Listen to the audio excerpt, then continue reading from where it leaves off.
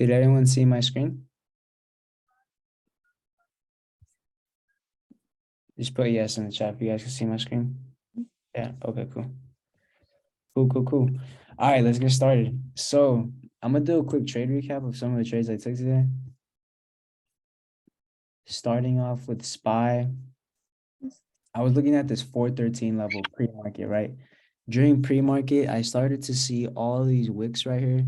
And these wicks right here just represented a lot of buying pressure, right? Getting supported and starting to curl near an area of support. So, and you guys can see this 413 level from back here. I'm gonna highlight it, right? I'm gonna highlight it for you guys how respected this 413 level was. What kind of price action do we get over here? We catch a bounce. Oh, I'm not going in there, sorry.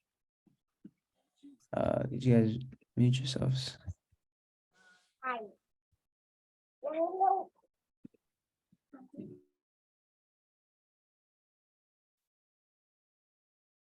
Okay, cool. So on 413, at this 413 level, we had a lot of support. I don't know, my thing's tripping right now, but we have a lot of support right here at this 413, right? Look, 1, 2, 3, all these areas. Look how aggressive we bounce from this area as well, right? Bounce aggressively from this area at 413. And it was a strong level of support, right? Resistance as well over here. Once we come over here, it's a strong level of resistance as well. And as you guys could see, this is a level of support this morning, right? And we also have the 200 SMA right here. So once we closed above this area, I took calls with a stop loss right below that 413 level. And I just caught that very first candle for about 20%. And that was literally all I needed on my very first trade. Very tight stop loss. And right, I had a very tight stop loss below 413. And I was targeting, I was on a smaller time frame. So give me 1 second, guys. I need to fix this real quick. I don't know why it's doing that.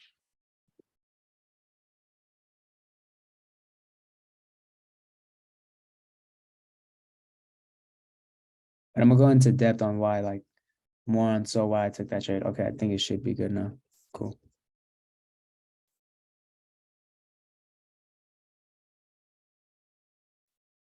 All right, cool. You guys could see my screen. Everyone can see my screen now. Okay, cool. So the very second trade I took, right? I'm gonna show you guys the area of supply on Tesla. Right, if I go to the 4-hour chart, you guys will be able to see that this area over here has been, why is this happening? Hold on. I think it's my Wi-Fi. So this area over here, it's not like going exactly. This area right here has been rejected multiple times in the past, as you guys can see, right? And then we catch bounces off this area. So you see we catch a bounce there, we catch a reject here, and we've been rejecting that area this whole week on Tesla, right? So this is why I had Tesla on watch this week. And you guys could see when we approach this area today, we broke that level, right? We broke above 200, which was the big psychological level that I was waiting for. So not only did we break a key psychological level, but we broke it with some rising volume, right? So once we broke that level with rising volume, I took the retest. And the reason why I like to take the retest is because 80% of breakouts fell. A lot of traders take breakouts and then wonder why, it reverses on them so quick. It's because to keep things simple as a trader, you want to take the retest. You want it to take retest, right? Break and retest are a lot just to keep things simpler. Break and retest have a higher win rate and they provide a better risk reward, right? So for example, on this Tesla trade, I sized in around this 200. I sized in once it broke 200. I sized in on the retest of it, not when it broke it. So it broke 200, came back and it retested. It also had confluence here with the 9 EMA and the VWAP. And as you guys can see, it started getting picked up. These wicks right here are literally telling me that buyers are stepping at this area. And I just had a very tight stop loss below that area, right? Had a tight stop loss below that area, and my target was the high of day. So already beforehand, you want to pay attention to relatively strong names or relatively weak names. This was a name that was relatively strong at the time.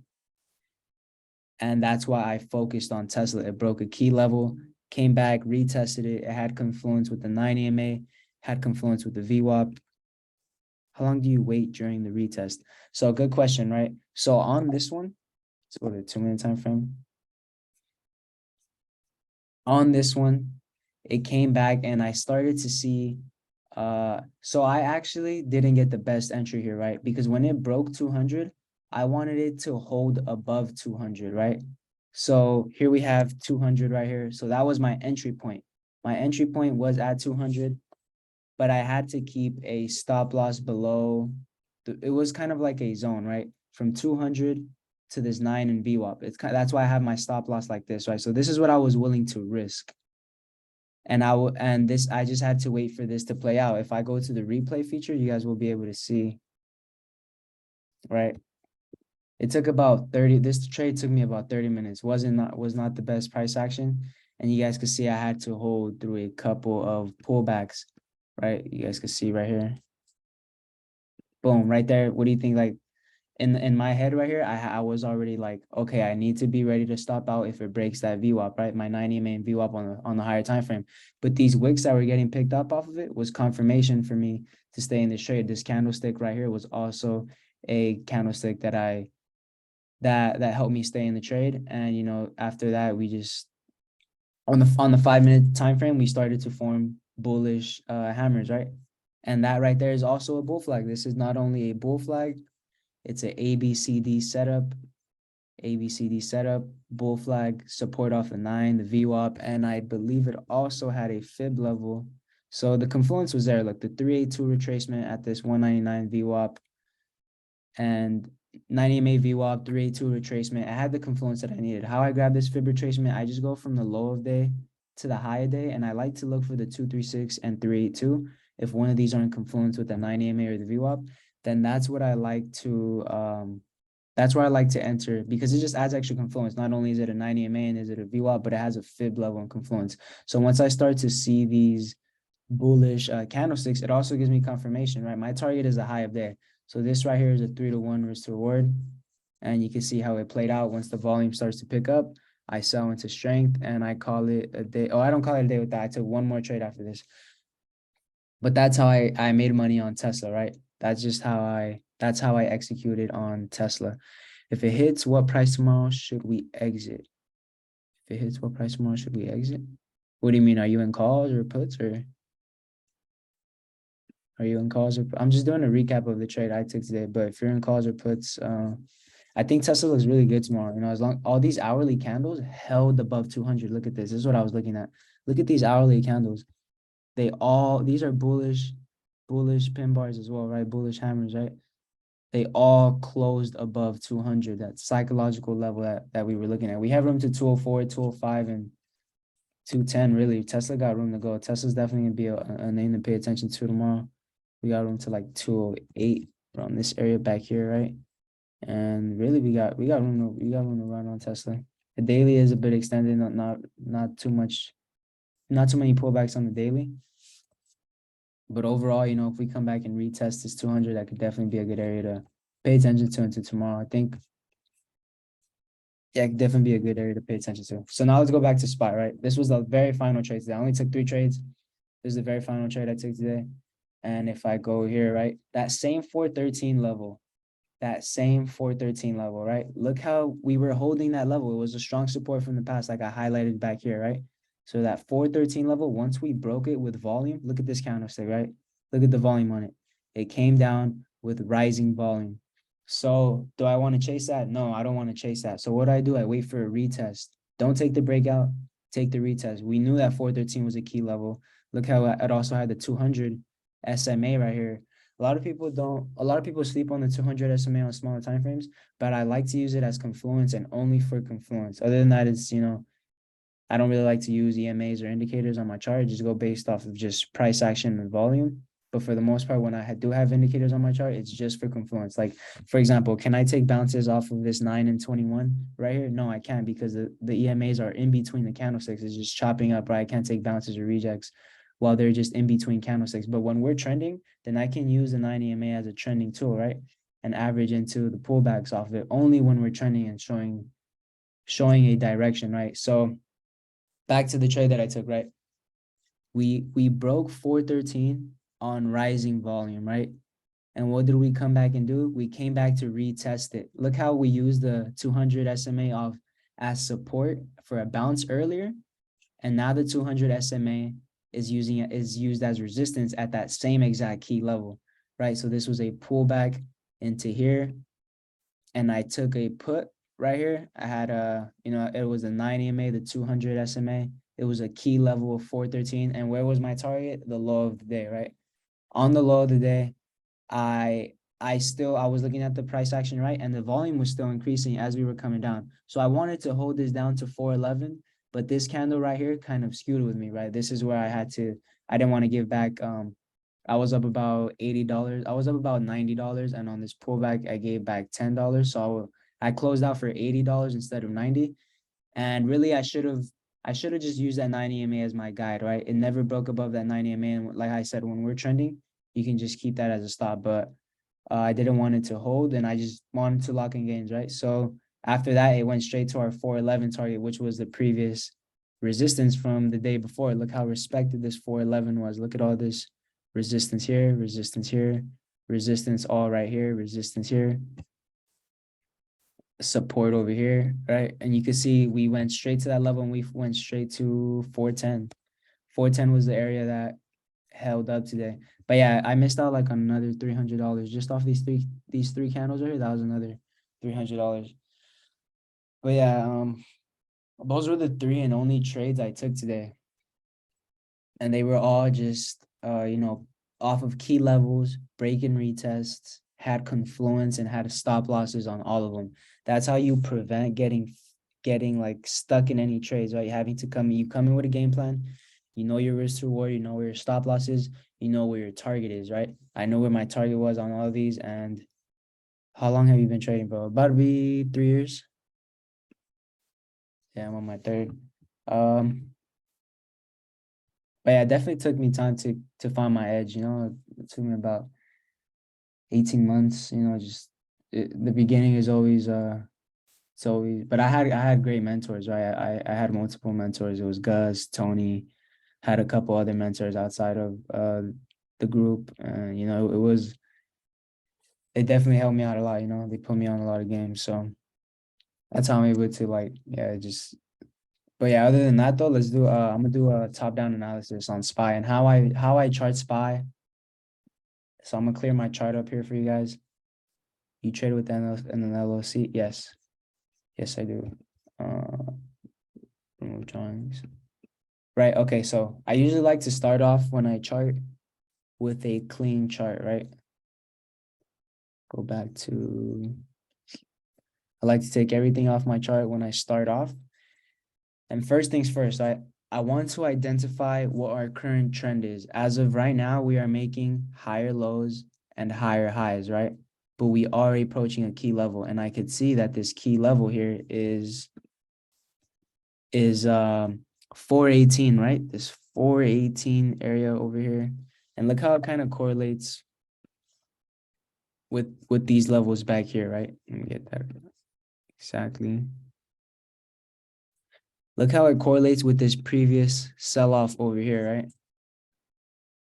Look how we get rejected there. And look where we're currently getting rejected here. And look at the type of sell-off we got off this level last time. This is why this is such a key level. If we break above this level here, we literally have room up to like 430. Of course, there's going to be resistances in between this gap here. But we literally have room up to 430 if we're able to break above that level. So I'm definitely going to want to have that on my chart, right? So this is just top-down analysis. I'm taking note of the key levels as of right now. This 418 area is a key level. And what kind of, and the trend, right? So first and foremost, I want to see what kind of trend we're in. I'm going to have to fix this trend line right now on a smaller time frame, but that's the current trend we're in. You see, every time we come to that trend line, what do? We make a higher low, right? Low, higher low, higher low, higher low, higher low. right? So we make a higher low every time. And I know that's the current trend that we're in. So I don't want to fight the trend. Another thing that I kind of observe as of right now is that we have an inside bar, right? We have an inside bar candle inside of this previous candle, right? So I'm going to want to mark the bottom of this candle. I don't know why it's doing that.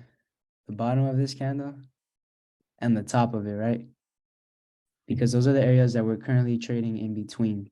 And an inside bar candle, you want to wait for the break below or above that previous candle. But as of right now, this 407.50 is also a big demand from over here, right? So now that I'm done with the daily, let me start on the 4 hour. Usually I like to start on the weekly, but for this example, I'll probably head to it right now.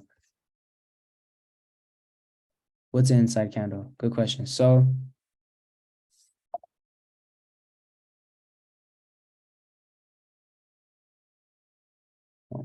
inside candle is when you have a candle inside of, right? You see the previous high, previous low, and this inside bar is inside of a previous candle, right? So I want to see if we break above the previous high or the previous low to give us a clearer direction, right? Now, where was I going? Where was I at? The 4 hour, right? Okay, cool. So on the 4 hour chart, remember that level that I got up here that we got rejected from previously? Up here? When we rejected this level previously, look how many times we did, right? 1, 2, 3, 4 over here. And I could keep going, right? But when we did, where did we go to? We sold off to this 407 area. We sold off to this 407 area. And then once we broke that 407 area, that's when we got the flush, right? So if I go to this 407 area right here, I know that this is a area of demand, right? Because look what happens when we come to 407, we get bought up, right? So this is an area that we get bought up off of. I'll fix this right now, but I don't know why it's doing this. So now I drag this all the way through my chart, right? And you're going to see how respected this area. And this is really like 407, 408, 407 to like 408, right? I like to grab the wicks. I think of it as a net. Something falls into this net and the buyers step in this net and then they pick it back up, right? Because look where does it come? And this is kind of like a range, right? From here to here is a range. Look how we come down, come back up, come down, come back up in between this range until we get a break above or below the range, right? And this range here, I can drag it down. It's still being respected to this day. Look how many bounces we get down here at the bottom, over here, and then we get rejected over here. And look how we're now holding this level in confluence with that trend line to this day, right? When you hear traders say inside day or outside day breakout bar, they're talking about what Alexa's talking about, what with this inside candle versus a breakout day up or down. Yeah, correct.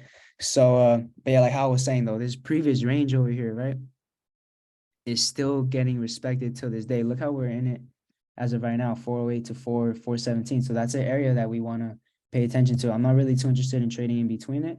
I am interested in trading the bottom of it or the top of it for bounces or rejects or a break and retest below or above. So that's how I'm kind of interested in trading SPY at the current moment. But yeah, you guys could see how that supply and demand area works over here, right? So that's how I do it. My top down analysis from the day. I start from the daily. Usually I start from the weekly, right? I want to get key levels from the weekly as well. And then I head down to the daily 4 hour and the hourly. So as of right now, those are the key levels that I'm going to be paying attention to on SPY, right? 407 to 408. If we are not able to hold that tomorrow, then I will be interested in taking break and retest to the downside, right? So if I am interested in taking break and retest to the upside or the downside, I'm going to need to get levels to get my next targets, right? Off the jump, I see this 403 level. Why do I see this 403 level? Because look how we get rejected back here, and we even get supported around that area. 405, I believe, is also going to be a key level, this 405 area. Get it on the dot.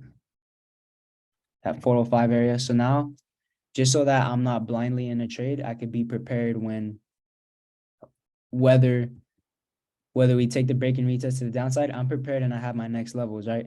So if we get the break and retest to the upside, I'm gonna want to have some key levels, right? 420 psychological, 420 is definitely gonna be a level we want to have on our chart.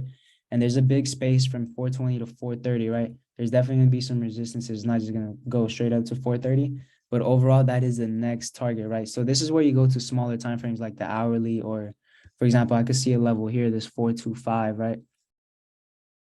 425 area. I don't know why it's not exact, but like right there, right? You can see how we get rejected off this level and bounce off that area right here. So that's going to be a level to pay attention to if we approach that area. But as of right now, that's the current trend that or that's the current, those are my next resistances and supports for the direction that we could head into. Appreciate it, Eric. Appreciate it, bro. But yeah, we do have some confluences in this area. So now I go to the hourly, and I can see how very well respected this demand zone is, right? For these past couple of days that I got from all the way in the past. Look how it still gets respected to this day, right? So this 407 area, if we happen to break this trend line that we've been holding, that kind of let me get it exact as well. All right, you want to get the touches. We also have this daily 9 EMA here at 410. Overall, the trend is to the upside as of right now. We are getting some rejections off this area. You can clearly see how we've been getting rejected off these areas. This 415, 418 area, this whole range, this whole supply from back here, basically. So that's how, and I don't like to have my chart fully flooded, right? When I do chart, then I add my EMAs to see if anything's in confluence. Like for example, if this previous day, right, the day of Wednesday, I believe, right? Look how we had daily 9 EMA inside of demand. So that's how you add confluence, right? If this is not only a demand zone, but it has a daily 9 EMA in there or some type of confluence, you can add a fib level from recent lows to recent highs. And if a 236 or 382 retracement is in one of those boxes or your demand zone or that area you want to take a bounce off of, then that is a good area to, or just add confluence to your trades, right? You can see how that area got held up and bounced that very next day, right? For the most part, some tickers I'll be watching tomorrow is going to be Tesla. Let me show you guys a quick break and retest example on Google from today as well. Google was a very, very clean example of a break and retest today. So you guys can see how I already have this charted out, but I'll clear it up and rechart it for you guys. What happens up here, right? We get rejected. What happens down here? We bounce off this bottom, right? So this is kind of like a range on Google. From here to here, right? In between the range, I'm not very interested, but the break and retest of ranges is something that I am interested. I believe Google also had a catalyst in the morning, so that makes you want to pay attention to this ticker even more as well to add it to your watch list, right? So Google not only had a catalyst this morning, and you can see pre-market. First and foremost, let's look at these levels, right? You see pre-market, we get this sell-off though, right? Letting you know Google is weaker than other tickers in the market, right? But look at this support, right? 1, 2, 3, 4, 5, 6. 6 levels. Every single time we come to this support level, we catch a bounce off of it, right? Same thing up here, right? Off this resistance level, 1, 2, 3, 4, 5, 5 rejections off that level. So if we get a break and retest of one of these levels, then that would be it applies a good risk to reward on your trades. Why? Because for example, we got the breakout. And this is why I don't take breakouts, right? Because look how it just comes back, and you don't want to get caught up in a breakout, right? That's just me personally. 80% of breakouts fail, like I said. So when you take a retest of that level, look how we come back here, and you have confluence, right? You have a 9 EMA and you have a VWAP. So I use that area as a stop loss, right? I enter here with the stop loss right above. And where was the low of day? The low of day was right here. So that can be your first take profit area. And if you have runners, then you can hold it down to the next levels of support, right? So 100 was also a psychological area of support. And that's just that is how you take a break and retest and look at the risk to reward on this setup, right?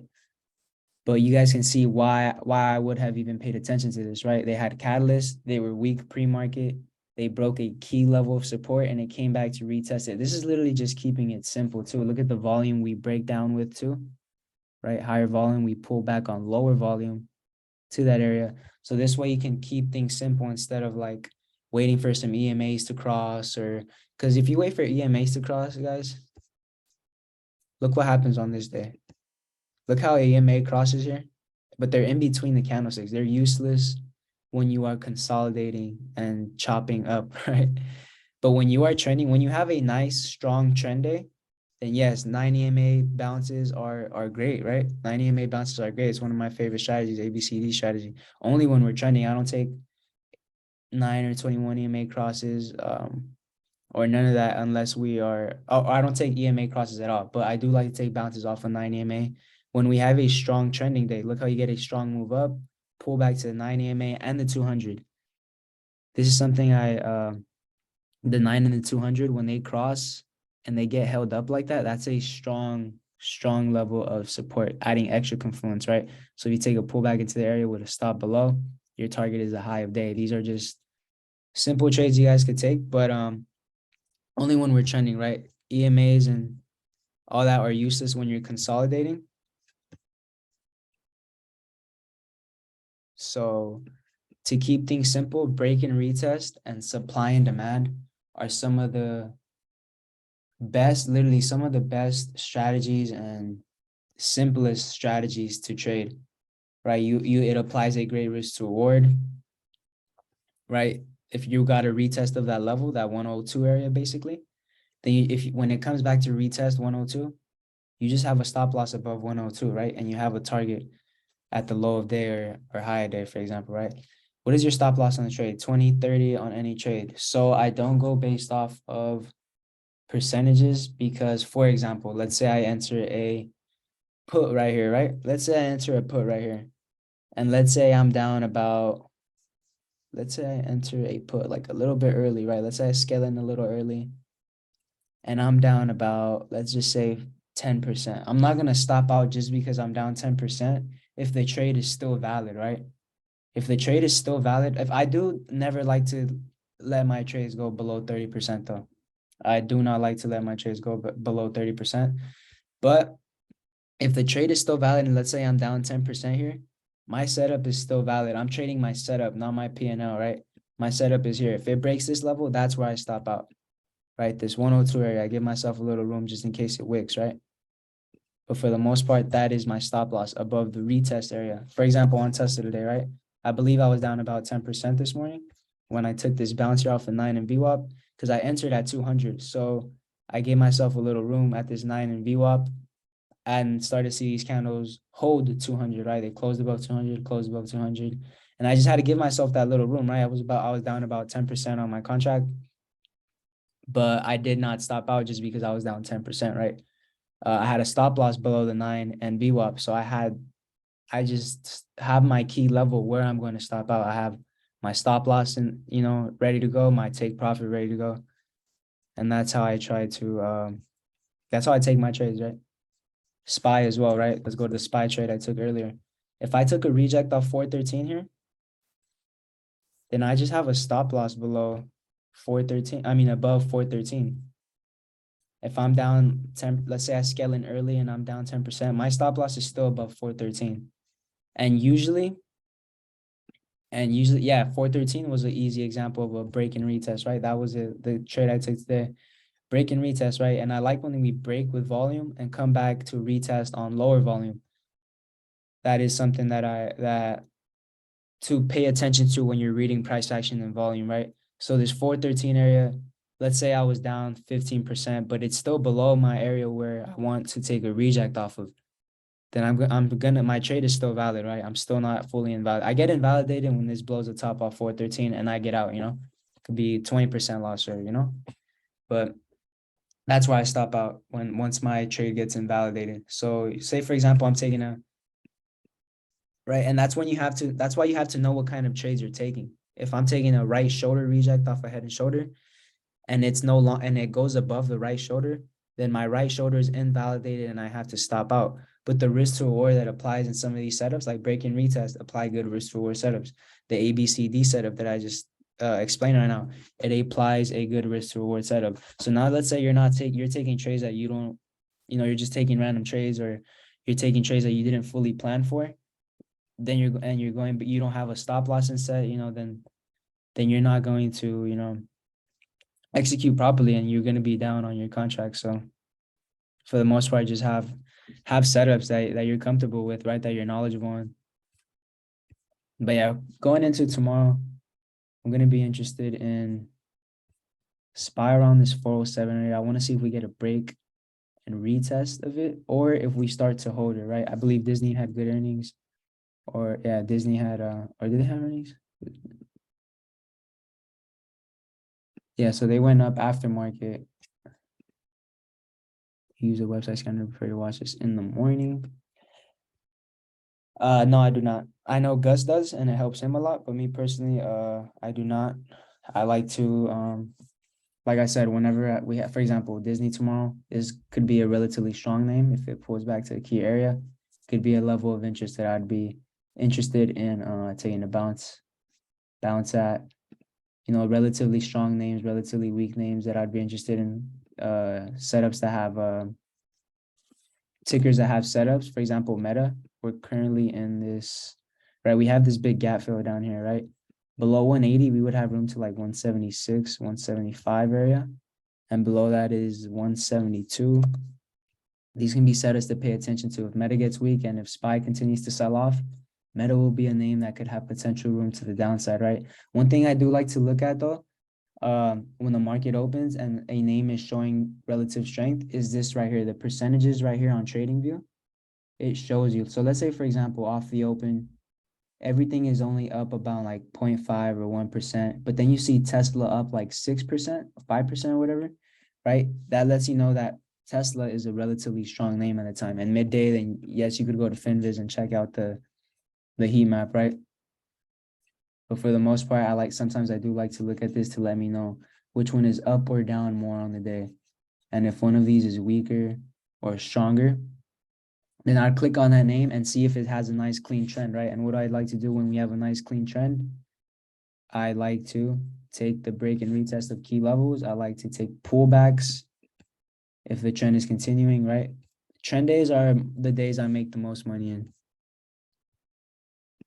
And when we're in key areas of supply and demand, those are great days to make money in as well. For example, this is a perfect example of a clean trend day, right? You just you buy into these pullbacks with tight stop losses, right? Wherever you take your pullback off of, you have tight stops in. But if you guys have any questions at all, you guys want me to chart any tickers or anything at all, feel free to ask any questions.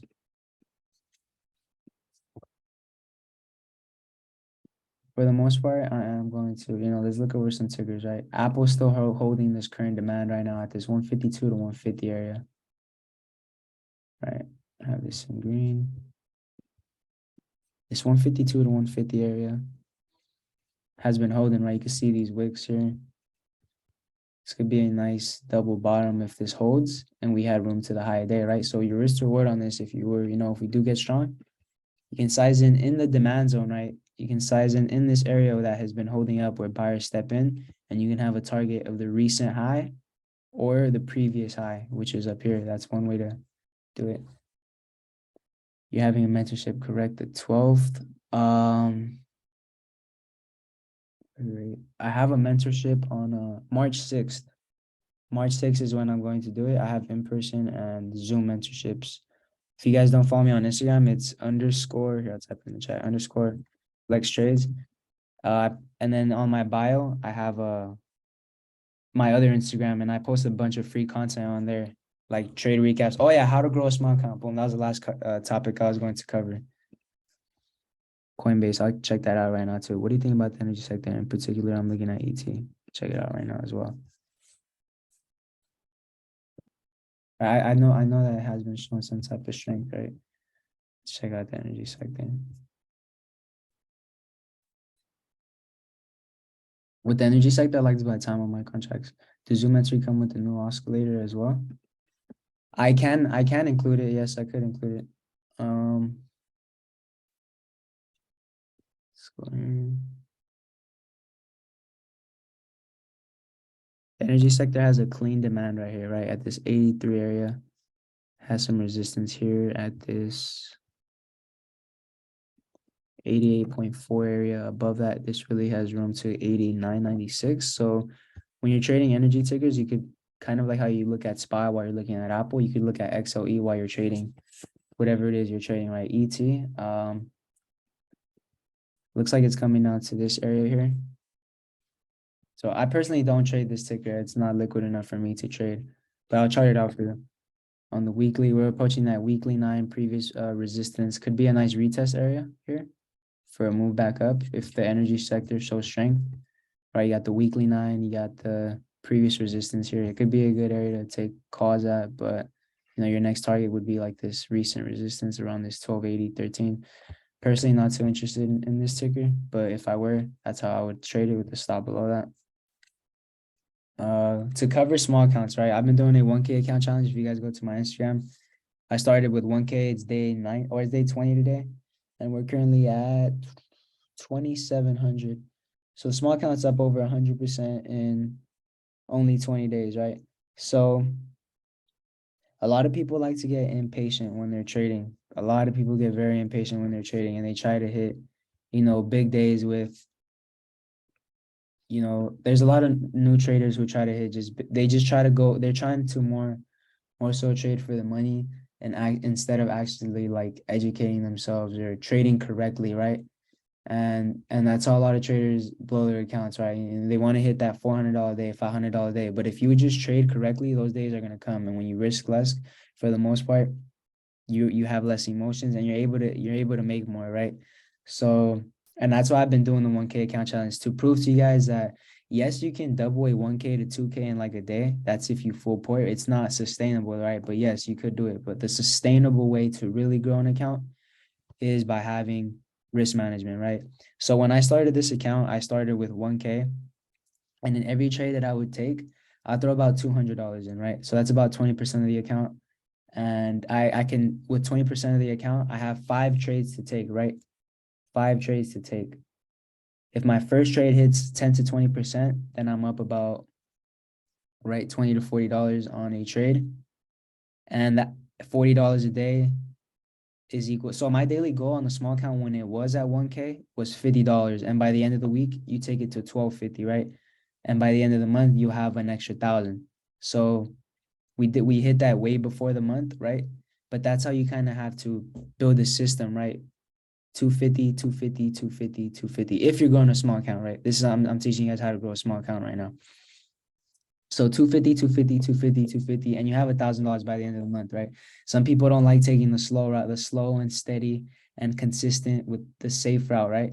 That's how you really scale up in this. Instead, they try to hit the $400 gains, and instead of making $1,000 in the month, you guys are down $2,000, $3,000 on the month because you guys didn't, you guys wanted to rush for the big gains, try to make back what you guys have lost or something like that, right? While the slow and steady guy is making, you guys might be counting on somebody making like $50 a day, but at the end of the day, he's, the person who goes slow and steady is actually becoming profitable by the end of the month, actually becoming a profitable trader. So with that being said, though, eventually once you scale your account to like 1,500, 1,800, 2,000, then, now you can start hitting $100 days, $200 days. And once you get to 5K, it's like, 250 to 400, right? It's a slow and steady scale up to those numbers, right? So if I use 10K, turn that to 20K in 20 days, damn, exactly, right? And I'm just doing this to like prove discipline and to show how patient you really have to be if you're growing a small account for a lot of, because I know a lot of people trade with smaller accounts. So I know that's something that could help you guys to like, if you guys want to scale up a small account, I just have a system behind it, right? Take high probability setups, and eventually like these trades that you're gonna take, these little base hits, one of them leads up to a bigger, like Zan made 181, right? Last week I made $1,000 on a small account. It was last week was a good week. But yeah, just slow and steady, high probability setups. No one to be risk on, no one to be risk off. Know what kind of market conditions we're in as of right now. We're currently in the range. So for me personally, it's a bit more risk off compared to when we were making these higher lows and getting these perfect dip buy opportunities and nice rallies, right? So as of right now, it's a little bit more risk off till we get a clear direction, clear trends. There's always going to be good setups though. There's always going to be that one good setup that you have to really, and then that's the one you focus on for that day. But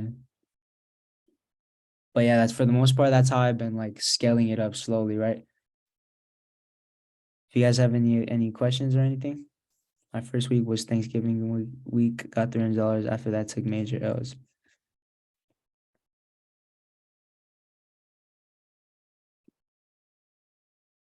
Appreciate it. But yeah, no, yeah, that's all it kind of is. If you're a new trader, if you're a new trader and you started in Thanksgiving, well, that's November, December, January. If you're about 4 months in, your first year, brother, just focus on really just finding, stick to a setup that works. So one for me, when I first started free, let me tell you guys something, right? So I would in my journal, I would write HP, which stands for high probability, right? OT, which stands for over trading, and RM, which stands for risk management. And I would have a checkbox near each and every single one, right? If I if I had good risk management, boom, I'd put check, right? If I didn't overtrade, check, right? If I traded a high probability setup, check. I went along with my rules and I was able to, go green that day. Let's say I didn't have good risk management, I'd draw X and say why I didn't have risk management, or just things that are gonna help you too. And you can see also another thing I would do is what kind of setups was I taking that helped me become profitable, right? What kind of setups was I taking that were giving me returns, right? And it was the ABCD setup, supply and demand. They kept popping up. What kind of setup did I take today? It was ABCD. What kind of setup did I take today? Oh, it was a supply and demand. So what I'm gonna stick to what's working for me, right? So you guys could do that. What things will be covering in your mentorship? First week, second week, etc. So it depends on what kind of trader you are. Sometimes I separate the classes from beginners and I separate the classes from more advanced traders. But for the most part, I cover everything. Like you guys get to live trade with me early morning sometimes as well. You guys get to live trade with me 2, 3 times a week, early mornings. And that's where I believe you guys get the most value because you guys really get to see me execute on price action and volume, right? But yeah, I'm gonna try to be more active on the Discord, right? I haven't been too active on as far as signaling, just because I've been so locked in and focused on actually executing. And it's a little bit hard to signal when some of these trades happen so quick, right? But I'm gonna definitely just keep posting my watches on there and be more active for you guys. If you guys have any last minute questions though, feel free to ask. You guys got my Instagram, it's underscore Lex Trades. I post a lot of free videos on, some of the setups I take and all that, right? So if you guys have any last minute questions, feel free to ask. Yeah, of course, man. No problem. Hope you guys were able to learn something. Hope you guys were able to learn something today. Let's see what we get for this week. I think tomorrow morning we got jobless claims, so let's be fully aware of that. Leave pre-market. Yeah, of course, for sure. For sure. All right, guys. You guys have a good night, and I'll send my watch list early. Small counts under 25K. Cannot day trade, right? So all these exits and entries are for small money after 20 are for small money. You could day trade on Thinkorswim if you switch from margin to cash account. It's very easy to do. You could do it on TD Ameritrade. They have really good customer service too. So you just call them for like literally 5 minutes, they'll fix that. So yeah, you're able to day trade on account if you don't have 25K in it. But yeah, for sure, Justin. But yeah, guys, hope you guys enjoyed, and I'll be on the Discord tomorrow morning. Post my watch list. You guys have a good night, all right, guys. Peace.